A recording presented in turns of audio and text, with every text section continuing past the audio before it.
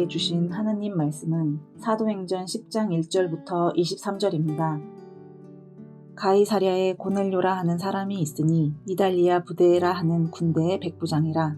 그가 경건하여 온 지방과 더불어 하나님을 경외하며 백성을 많이 구제하고 하나님께 항상 기도하더니 하루는 제9시쯤 되어 환상 중에 밝히 보매 하나님의 사자가 들어와 이르되 고넬료야 하니 고넬료가 주목하여 보고 두려워 이르되 주여 무슨 일이니이까. 천사가 이르되 내 기도와 구제가 하나님 앞에 상달되어 기억하신 바가 되었으니 네가 지금 사람들을 요빠에 보내어 베드로라 하는 시몬을 정하라.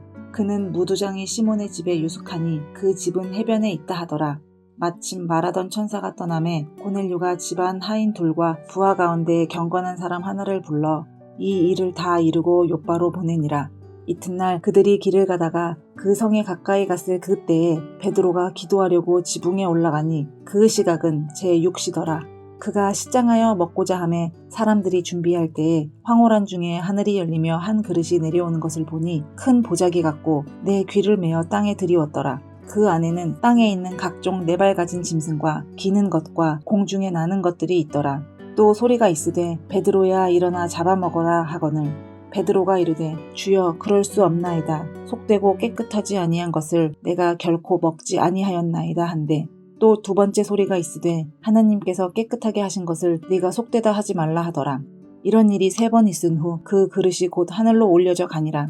베드로가 본 바 환상이 무슨 뜻인지 속으로 의아해 하더니 마침 고넬료가 보낸 사람들이 시몬의 집을 찾아 문 밖에 서서 불러 묻되 베드로라 하는 시몬이 여기 유숙하느냐 하거늘 베드로가 그 환상에 대하여 생각할 때에 성령께서 그에게 말씀하시되 두 사람이 너를 찾으니 일어나 내려가 의심하지 말고 함께 가라. 내가 그들을 보내었느니라 하시니 베드로가 내려가 그 사람들을 보고 이르되 내가 곧 너희가 찾는 사람인데 너희가 무슨 일로 왔느냐. 그들이 대답하되 백부장 고넬료는 의인이요 하나님을 경외하는 사람이라 유대 온 족속이 칭찬하더니 그가 거룩한 천사의 지시를 받아 당신을 그 집으로 청하여 말을 들으려 하느니라 한데 베드로가 불러들여 유숙하게 하니라. 아멘. 사도행전 10장은 고넬료의 회심 사건입니다. 유대인에게 제한되어 있던 전도가 이방인 선교로 확장되는데 결정적인 전환점이 되는 사건인데요. 그 중심에는 이방인 고넬료와 유대인 베드로가 있었습니다. 두 사람에게는 공통점이 있습니다. 하나는 열린 마음을 가진 사람이라는 것이고 다른 하나는 기도하는 사람이라는 것입니다. 고넬료와 베드로가 열린 마음을 가진 것을 어떻게 알 수 있을까요? 고넬료는 정복자요 로마 군대 백부장입니다. 지배민족인 그가 속국인 유대인의 종교를 받아들였습니다. 하나님을 경외했습니다. 천사가 고넬료에게 명령하는데요. 5절입니다. 내가 지금 사람들을 요빠에 보내어 베드로라 하는 시몬을 청하라. 고넬료는 할례를 받은 완전한 개종자가 아니었지만 유대교 개종자였습니다. 유대교 개종자인 고넬료에게 예수 믿는 사도 베드로를 청하라고 합니다. 지배민족인 로마인 고넬료에게 피지배민족인 유대인 베드로를 데려오라고 하는데요. 그는 거부하지 않았습니다. 즉시 순종했습니다.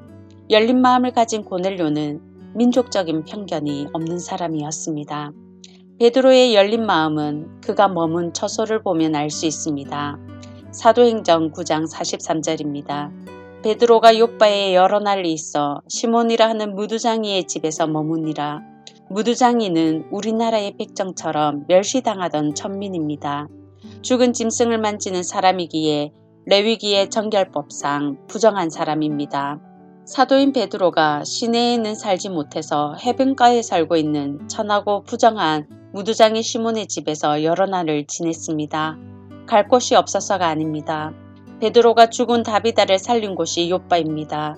그 일이 알려져서 요빠에 있는 많은 사람이 예수님을 믿게 되었습니다. 얼마나 많은 사람이 능력의 사도 베드로를 자기 집에 모시고 싶었을까요? 그 많고 많은 집 중에 택하여 머문 곳이 무두장이 시몬의 집이었습니다. 마치 삭개오의 집에 머문 예수님처럼 무두장이 시몬의 집에 머물렀습니다. 보고만 해서 베드로는 직업과 신분에 대한 편견이 없었습니다. 고넬료의 열린 마음이 있었기에 자신과 가정의 구원으로 이어졌고 이방인 선교의 포문을 열었습니다. 베드로의 열린 마음이 있었기에 자신의 변화와 함께 예루살렘 교회의 유대인 전도에서 이방인 선교로의 전환을 낳았습니다. 성도 여러분, 신앙과 경력과 나이가 쌓일수록 우리에게 필요한 것은 열린 마음인 것 같습니다. 살갗처럼 부드러운 마음이 필요합니다. 예수 믿어도 사람은 참 안 변한다는 말은 복음이 능력이 없어서가 아닙니다. 돌같이 굳은 마음으로 요지부동이기 때문입니다. 오늘 아침 편견과 고집과 신념으로 돌같이 굳은 마음, 교만한 마음이 아니라 나이가 들수록 신앙의 연륜이 쌓일수록 연한 순과 같은 부드러운 마음을 달라고, 겸손한 마음을 달라고 기도하시는 성도님들 되시길 바랍니다. 고넬료와 베드로의 또 다른 공통점은 기도하는 사람이라는 것입니다. 기도하는 사람이란 말은 어떤 뜻일까요? 첫째, 기도하는 사람은 실제로 기도하는 사람입니다. 2절입니다. 그가 경건하여 온 지방과 더불어 하나님을 경외하며 백성을 많이 구제하고 하나님께 항상 기도하더니 고넬료는 늘 하나님께 기도했습니다. 베드로도 기도하는 사람이었습니다. 9절 하반절입니다. 그때 베드로가 기도하려고 지붕에 올라가니 그 시각은 제6시더라. 정오에 기도하는데요. 그 시간만 기도한 것이 아닙니다. 사도행전 3장 1절입니다. 제9시 기도 시간에 베드로와 요한이 성전에 올라갈새 베드로는 하루에 3번 기도 시간이 있었고 늘 기도했습니다. 기도하는 사람은 기도에 대해서 말할 수 있는 사람이 아니지요. 기도하는 사람은 왕년에 기도로 한가락했던 사람이 아니지요. 기도하는 사람은 기도 시간이 있고 매일 규칙적으로 실제로 기도하는 사람입니다. 우리 교회가 기도에 대해서 말할 수 있는 성도가 많은 교회가 아니라 실제로 기도하는 사람이 많은 교회가 되었으면 좋겠습니다. 왕년에 기도를 많이 한 성도가 많은 교회가 아니라 지금 현재 기도하는 사람이 많은 교회가 되었으면 좋겠습니다. 성도 여러분, 우리 교회 성도님들의 기도 시간을 위해 기도합시다. 개인 기도 시간이 있고 교회의 기도 자리를 사모하고 실제로 기도하는 성도들이 많은 교회가 되도록 오늘 아침 기도해 주시기 바랍니다. 둘째, 기도하는 사람은 하나님의 뜻에 굴복하는 사람입니다. 베드로가 환상을 보는데요. 땅에 기는 것들과 공중에 나는 것들을 포함한 짐승들이 골고루 담긴 큰 보자기가 내려오고 이런 음성이 들립니다. 베드로야, 일어나서 잡아먹어라. 보자기 안에 든 모든 짐승이 다 부정했는지 정한 짐승과 부정한 짐승이 함께 있었는지는 모릅니다만 음식법으로 금지된 부정한 짐승이 들어있었습니다. 베드로의 대답은 단호했습니다. 14절 세번역입니다. 베드로가 대답하였다. 주님, 절대로 그럴 수 없습니다. 나는 속되고 부정한 것은 한 번도 먹은 일이 없습니다. 베드로는 주님이라고 부르면서 순종은 완강히 거부했습니다. 지금까지 살면서 음식법을 어긴 적이 한 번도 없다고 거절하는데요. 마치 하나님은 부당한 것을 요구하시는 불의한 하나님 같고 베드로 자신은 의로운 사람 같습니다. 하나님은 그런 베드로를 책망하지 않으시고 말씀하십니다. 15절입니다. 하나님께서 깨끗하게 하신 것을 내가 속되다 하지 말라. 부정한 짐승이 맞지만 하나님이 깨끗하게 하셨다고 말씀하십니다. 부정한 것을 능히 깨끗게 하시는 거룩하신 하나님이 깨끗하게 한 것을 부정하다고 하지 말라고 하시는데요. 이 일이 3번 반복되고 환상이 끝납니다. 베드로는 환상 중에라도 끝까지 잡아먹지 못했습니다. 무두장의 시몬의 집에서 지내는 것도 정결법을 어기는 것인데 며칠씩 그 집에 머무는 것은 됩니다. 주님은 의인을 부르러 오신 것이 아니라 죄인을 부르러 오신 것을 알기 때문이겠지요. 사체를 만진 부정한 무두장의 집에서 지내는 것은 괜찮고 여전히 음식법을 지키는 베드로의 모습은 모순적인데요. 나라면 어떨까 하는 생각이 들었습니다. 만약에 하나님이 저에게 부활 직전에 오리아를 삶은 발룻을 먹으라고 하신다면 나는 예 하고 순종할 수 있을까? 못 먹을 것 같습니다. 베드로에게 부정한 음식은 그와 같지 않았을까요? 쉽지 않은 순종입니다. 3번이나 반복해서 보여주고 설득하실 만큼 유대인인 베드로가 순종하기 어려운 문제였습니다. 하지만 베드로는 끝까지 불순종하지 않았습니다. 끝까지 자신의 편견과 생각이 옳다고 우기지 않았습니다. 내가 본 환상이 무슨 뜻이지? 계속 생각했습니다. 때마침 고넬료가 보낸 사람이 도착하고 때마침 성령께서 일어나 내려가 의심하지 말고 함께 가라. 내가 그들을 보내었느니라 말씀하셨습니다. 성령의 음성을 들은 베드로는 내가 너희가 찾는 사람이라고 무슨 일로 왔느냐고 그들에게 묻는데요. 그들이 대답합니다. 22절입니다.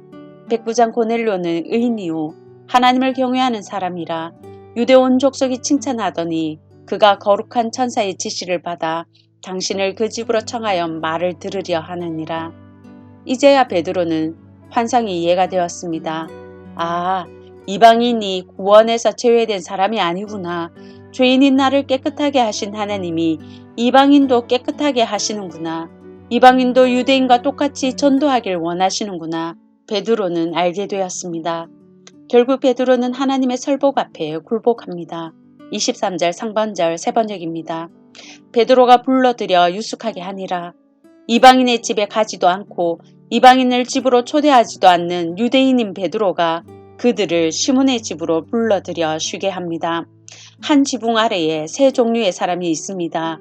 무두장의 시몬과 유대인 사도 베드로 그리고 부정한 이방인들이 결코 한자리에 있을 수 없는 세 부류의 사람들이 한 집안에서 하룻밤을 지냈습니다. 복음 안에서 장벽이 무너졌습니다. 종교적이고 민족적인 편견은 사라지고 복음 안에서 하나가 되었습니다. 갈라디아서 3장 28절입니다. 너희는 유대인이나 헬라인이나 종이나 자유인이나 남자나 여자나 다 그리스도 예수 안에서 하나이니라. 어떻게 이런 일이 가능했을까요? 복음의 능력입니다. 어떤 사람을 통해 이런 일이 가능했을까요? 기도하는 사람을 통해서 가능했습니다. 성도 여러분, 베드로처럼 하나님의 뜻에 기꺼이 굴복하시는 기도의 사람들 되시길 바랍니다. 기도하는 사람이 주의 뜻에 굴복할 때 하나님의 뜻이 이루어질 것입니다. 복음의 능력이 나타날 것입니다. 하기 쉬운 순종, 하고 싶은 순종만 하는 것은 순종이 아니지요.